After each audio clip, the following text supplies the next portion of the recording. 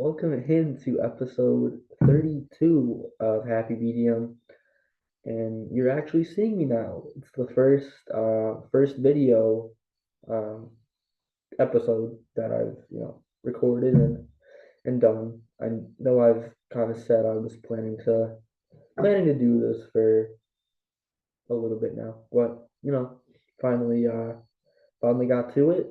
I don't know if this is gonna be like the exact way that I do it from here on out, but figured I gotta start somewhere. And yeah, here here I am. So if you've never seen me, well, hi, I'm Sam. This is me. I am still audio recording too, so you don't have to watch the video version if you just want to listen to the audio like maybe you've been doing for the first 31 episodes, then that's cool too. So yeah, welcome in. Excited to be back for another week, and like I said, excited to actually, I guess, show my face if you've listened but maybe haven't ever seen me or heard me or whatnot. So yeah, thank you for coming back on, and excited to get into it. Yeah, so for um I I was kind of gonna split this episode into maybe a couple different parts. I'm not sure how long I was gonna make this one, but I'll see. I feel like I say that a lot and then it ends up being like 40 minutes. So, I guess wherever my brain and my mind wander, I'll just end up at. So, I for the first kind of again part of this, I don't necessarily want to say first half because I don't know how long this segment's going to be, but for the first part of this, I kind of wanted to, I guess, reflect, if you will, just on my pod in general, on this pod, Happy Medium. I know the 1 year mark of my first episode is actually coming up on Saturday, I believe the 22nd. It was kind of about a year ago at this exact same time that I recorded my first episode. Funny enough, because it was on, yeah, I think the 22nd was a Thursday last year. So probably, I don't exactly remember the time of day that I recorded that, but about almost a year ago today, I was just starting starting off this pod, and now I've done what 30 31 completed episodes, and number 32 is coming to you right now. So it's been it's been fun. I know I I think I remember saying this last year in that first episode, but I kind of had this on my mind for a while. I wasn't really sure how to put it into action per se of what I wanted to do and when and how often, and who I could and should talk to about it, and just trying to figure all that stuff out. But I kind of just told myself and thought, well, I got to start somewhere, right? So kind of like this portion of the filming. It's like I said, it's the first time that I've filmed myself doing my pod. So it might not be you know probably not going to be perfect, but like I just said, if you do something, whether it's good or bad or indifferent, you have to start somewhere. So maybe in flash forward another 365 days, maybe this looks completely different than it does now. I mean, you never really know how life and things turn out for you sometimes. So yeah, it's been a fun ride so far. Obviously, I know it's only been a year, and there's certain things that I've kind of thought about and reflected on, and kind of wishing or thinking that I could have or should have done more of or better in different aspects or whatnot. It's kind of specifically there's um, a few aspects. Excuse me. Obviously, one of them was filming. Um, I got the idea of filming probably in about late June from one of my um, you know just someone that I respect a lot and have a good relationship with, kind of pushed me to start filming. And it took me a while. Obviously it took me about 8 months, but you know finally got that idea rolling, at least somewhat. So that was one area maybe that if I kind of go back the last year, maybe wish I would have started a little bit earlier, especially with my interviews, because I think the interviews I've done, I mean, for for the most part, I'm pretty happy with them. But I think just that aspect of being able to actually watch an interview and see you know face just see people's faces, whether it's my face or my subject's face, and facial reactions, non-verbal cues, all that kind of important communication stuff. That's another thing I maybe wish I could have done a little bit earlier. But you know what, it is what it is, right? And then another aspect I've kind of tinkered, not maybe not too extensively, but I've been trying to kind of get a little intro song. I don't know about an outro one, but definitely an intro song I feel like would create a lot more. I don't know if I could say build up or momentum, but probably just a little bit more intrigue rather than just hearing me talk to you right off the spot as I start recording. So you know, hoping to implement some of those changes a lot more frequently. Obviously, starting with this episode, but yeah, no, like I said, it's been fun. It's been a little bit crazy for me. Kind of, I'm thinking back about a couple, about 2, 3 years ago when I was at um, when I'm trying to think. I was what, a junior at DePaul, I think 3 years ago. Yeah, I didn't really, at least I wasn't really, like immersing myself in a lot of like media and communication stuff like that.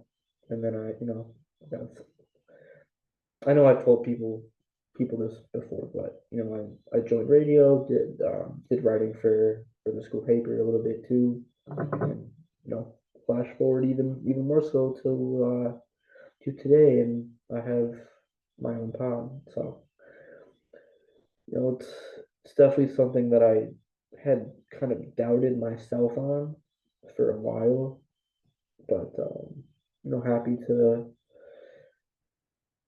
see I don't want to say vision, but at least see an idea that I had in my head for a pretty good while finally somewhat come to fruition. Because like I said, I know I'm not satisfied with where I'm at and where this product is right now. There's like I just outlined, there's certainly a number of aspects that I think it can get better at, and that I can do better myself. So you know, but very proud of the progress that I've been able to make. Not only with this specifically over the past 363 4 days, but also just about me and like my like personality, and being able to showcase myself, not only to you guys, but to other media people too, and being able to expand the relationships and connections that I've been able to build so far, and hope to expand upon that and make more. So especially because I kind of look back on, especially like my junior year of college, because my sophomore year was all like the online COVID stuff, so that was kind of wasted. It's some form of fashion. So my junior year was really like the first time I kind of had an opportunity to kind of immerse myself, like I said. But I think I've told a lot of people this about me, but I'm you know especially if I don't know someone, or if they don't know me, I'd say I'm pretty shy and pretty introverted.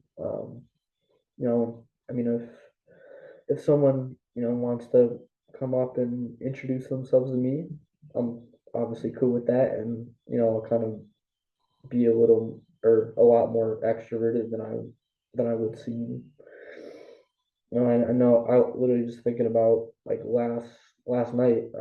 I was at the DePaul game. Got my shirt on, obviously.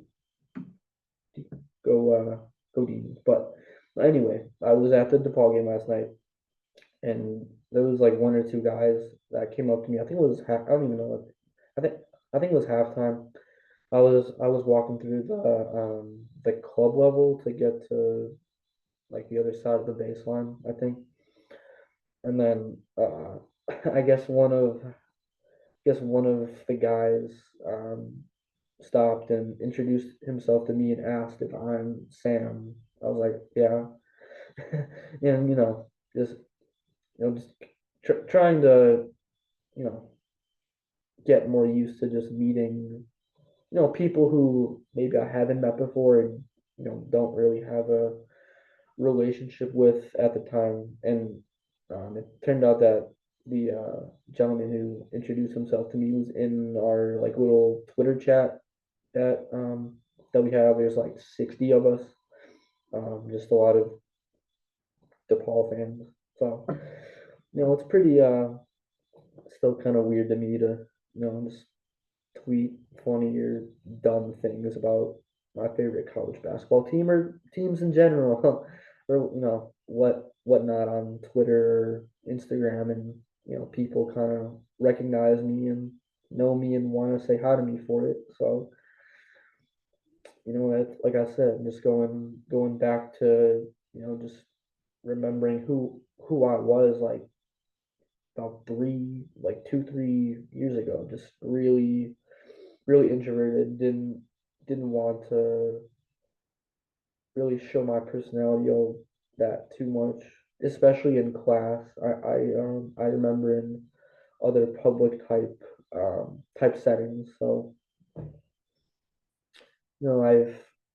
I've definitely you know I guess what I'm trying to say is that I've gained a lot more confidence in myself, um, from this, and being able to talk on this, but also just from the other you know experiences that I've been able to enrich myself in over the last couple years, getting to meet people who you know are happy to see me have my own pod, and happy to see success and support me throughout. So you know grateful for it, and very very happy. But I'm not the old Kobe Bryant saying, job's not finished. That's kind of my uh, my mentality with this. Like I said, I'm happy with what I've done so far, but there's definitely a lot of aspects where I can improve, right? So yeah, I didn't mean to go on I didn't mean to go on too big of a tangent with that, but just wanted to kind of reflect on um my pod and me personally, and how it's helped me, but also that I've enjoyed doing it. Obviously, thankfully, I've been able to be more consistent. I'm sure that you've been able to see over the last several weeks. Hopefully, going on a couple months now. I've been trying to do it excuse me, every week. I feel like it's usually been Wednesday or Thursday. I've been able to drop episodes because mainly my work schedule's on the weekend a lot now, and sometimes during the week too. But usually, like weekday mornings are my kind of alone time. So that's when I drop a lot of pods, and yeah, happy happy to do it. So hope you all have enjoyed it so far. But having said that, we're not done with this episode. I didn't just want to do that. So I mentioned how I was at the DePaul game last night, and I wanted to talk about that for a little bit. So I mean, I remember on Twitter I tweeted that I was a complete sicko for being at the game. I mean, they were I mean, DePaul was what they were 2-13 in the Big East going into last night's game. They were playing a team that is top 10 or 10th ranked in the entire country and is 13-2 in the Big East atop the conference. Excuse me. So obviously, I was expecting DePaul to lose, probably by a pretty big margin, somewhere in probably the 20s, maybe even 30s. But yeah, DePaul lost by 24. I think it was it 72 to no 82 to 58, I believe. Yeah, I mean I can't really say I didn't see that coming. Like I was telling a lot of people, excuse me for my heater just going on random. Sorry about that. So I'll try to talk a little bit louder. But you know, can't say I wasn't expecting that, given that DePaul was playing a top 10 team and that they have a lot of injuries, like Connor Enright, their point guard's out for the rest of the season. David Skogman, their 4 or 5 man, good pick and pop 3-point shooter. He's been kind of in and out of the lineup the last several weeks, dealing with an injury. I think about since like New Year's. So it's been about probably 6, 7 weeks. He's kind of been ineffective because of his injury. And then you have NJ Benson, who's been one of DePaul's top players in the Big East specifically since conference play started. He's he's out. It's unclear, unsure whether he's going to return this season, given that there's only what 4. I want to say yeah. There's I think 4 conference games left. They play Butler at home on Saturday. I forgot the order, but it's Butler at home, then at Providence, at Creighton. Maybe flip those, and then um, Georgetown at home to wrap up the regular season, and then the Big East tournament. I'm going to be playing on that Wednesday. Um, Likely either the 5 o'clock Central Time tip game or the 8 o'clock p.m. Central Time tip. So one of those 2 games, either depending on whether they got the 10th or 11th seed. So we'll see. Hopefully they can steal a game or two in the Big East tournament, like they've actually been able to do some of the more recent years. It's kind of wild how I think 3 out of my 4 years at DePaul, when I was in college, obviously DePaul won the first round of the of their Big East tournament game. You know, 3 out of my 4 years. It's kind of weird because they hadn't. been playing well, and then all of a sudden, once March hit and they were at Madison Square Garden, they seemingly turned into a different team, at least for for one game. So good to you know good to see them, or at least it's good to see that they have played well in the Big East tournament. I can't necessarily say that that's gonna carry over and be sustainable from year to year. I think it's kind of a fluky thing, if you will. But looking forward to whoever they play early on. Um, probably a team in the sixth or seventh range, which is I think Georgetown's in that range. Providence is in that range somewhere around there now. So yeah, we'll see. Uh, Hopefully they don't play St. John's if they were to win a game or two, because last night watching St. John's live, obviously you know they showed why they're not just the top team in the Big East, but one of the top teams in the country, right? I mean, they're coached by Hall of Famer and Rick Pitino, so you know when you have a guy like that with that resume, in in charge of your program, you're probably going to be destined to do some special things. So obviously, Pitino's a guy who's won basically everywhere he's been. I know he's been both in the NBA and or he's been in the NBA with a couple teams. I know he's with the Knicks and the Celtics, and then in college, obviously Providence, Louisville, Iona, St. John's. Maybe I'm missing a team or so, but he's he's just one. I mean, that's you want DePaul to eventually get to that kind of level, right? Where you're, not not only competing for Big East championships, but also putting yourself in a position to, you know, be able to contend for national championships and make Final Fours. And when you haven't made a tournament since 2004, then that's it. Kind of seems like a far fetched goal, but kind of my personal attitude is why can't DePaul get back to where they were? I know it was 40 45 years ago now, but still, I think they've got you know I certainly think that they've got the right people in charge. So now it's just about being able to you know get the right guys.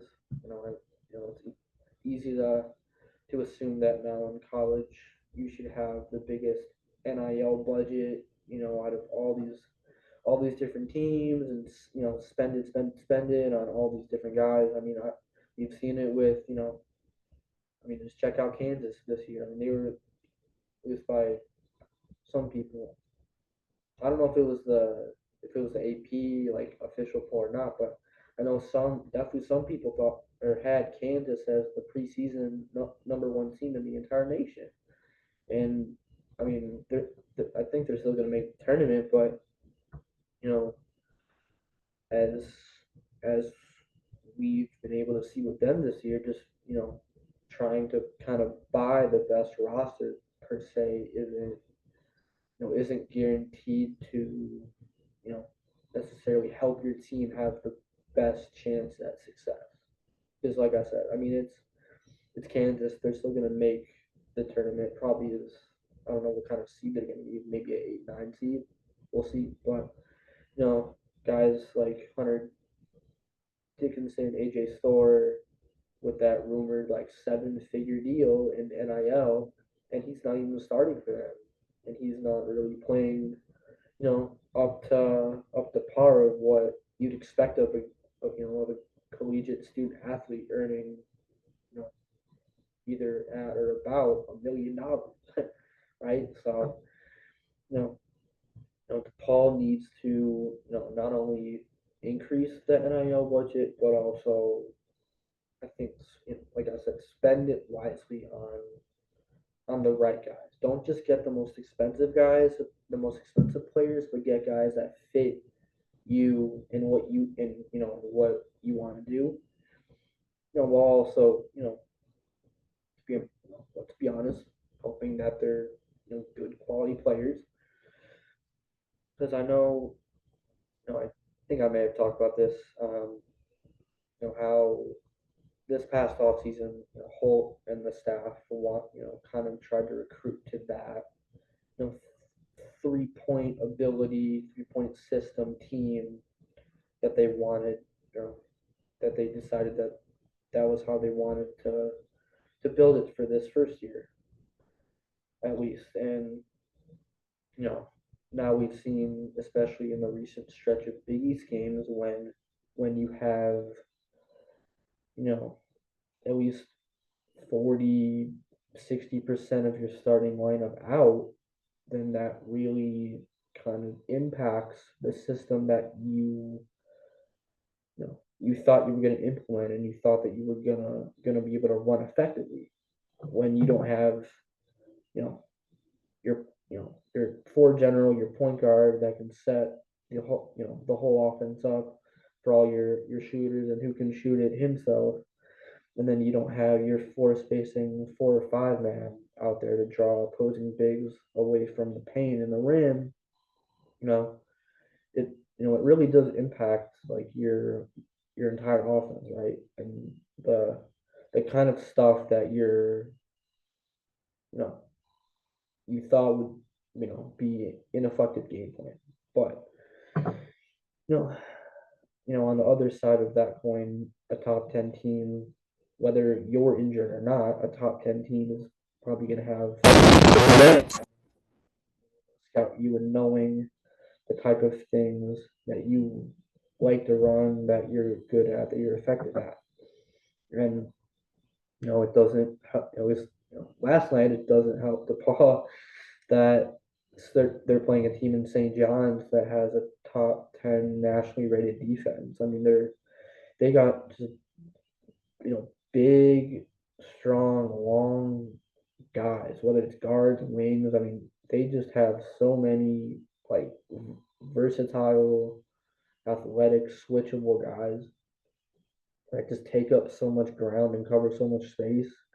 Like there were multiple times, especially early in the game last night, where you'd see a guard for DePaul try to drive either around the key areas or the wings or whatnot, and they try to go to the paint, and then they just get cut off immediately, and then they'd have to kick the ball back out, and then you're trying to try it again, and then you get stuck again, whether it's Kadari Richmond at the point or you know Davon Smith, Aaron Scott, just a lot of guys for St. John's that are big and long and bigger than DePaul guards. I mean, DePaul's guards were what 6'1", 6'2", in height last night in the backcourt, and then you got St. John's, who's their starting point guard is about 6'6". So it's like a 4 or 5 inch height difference over his primary opponent. So it's a I knew it was going to be a tough game for DePaul to win. You kind of hope they would have tried to at least going into the game, kind of dare, if you will, dare St. John's to shoot threes, given that they're not a good 3-point shooting team. But and I wouldn't say that St. John's was necessarily like jacking up threes last night, but out of the ones they shot, they did shoot 43%. So when a top 10 team with that elite level defense has an uncharacteristically hot shooting night from three, and if you're DePaul, you're already injured and down several,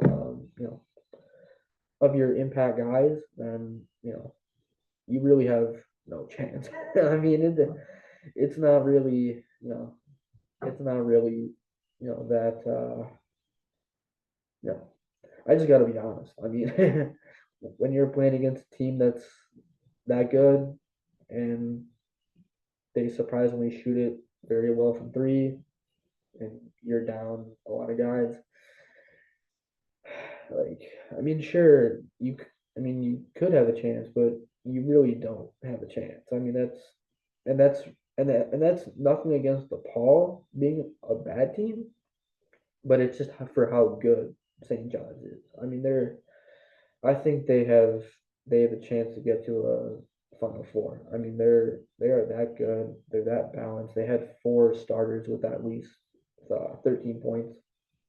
Uh, Shout out my guy Isaiah Rivera though for Paul. He did have a team high 16 points. So good to see Zay have a nice game against obviously a elite defense. So it was my I think I posted on Twitter, but it was my last time at Wintrust for the season because I do have to work every Saturday for my current job. So I won't be there the next two home games, but always fun to be at Wintrust.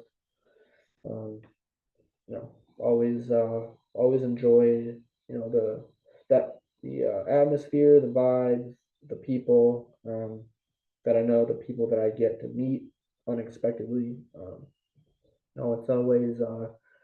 It's always a fun time. So yeah, let's I think that's gonna do it for this episode. Like I said, first video recording that I've done so far in about the year that I've done this. So probably not perfect. I'm probably gonna watch this back and critique something. So you know, probably not perfect, but nonetheless, I hope you enjoyed it. Little bit of a new format, and like I said, I'm still audio recording this too. So if you wanted to just listen to the audio version, feel free. But if you wanna actually see me and my facial reactions or whatnot, then feel free to watch. So yeah, I'll probably make a YouTube channel or something to upload my videos now. So yeah, thank you for watching and or listening. Hope you enjoyed this. Um, Gonna come back with another episode probably around the same time next week. Probably I don't know Wednesday, Thursday, somewhere around there, whenever it works out for me and my schedule. And yeah, thank you for coming back and listening to episode what I say 32. Hope you uh hope you enjoyed this. Hope you enjoyed seeing me, hearing me and seeing me for the first time in case you hadn't ever done so. And yeah, I will see you guys next week. So take care.